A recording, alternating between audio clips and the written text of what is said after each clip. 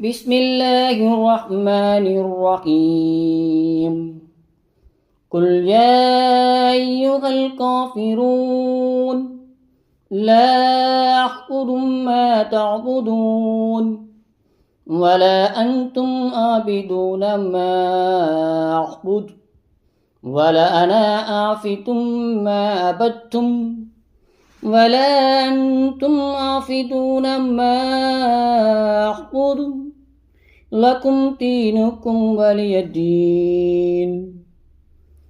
நபியே, நீர் கூறுவீராக, இறை மறுப்பாளர்களே, நீங்கள் வணங்குபவற்றை நான் வணங்க மாட்டேன். நான் வணங்குபவனை நீங்கள் வணங்குவோர் அல்ல.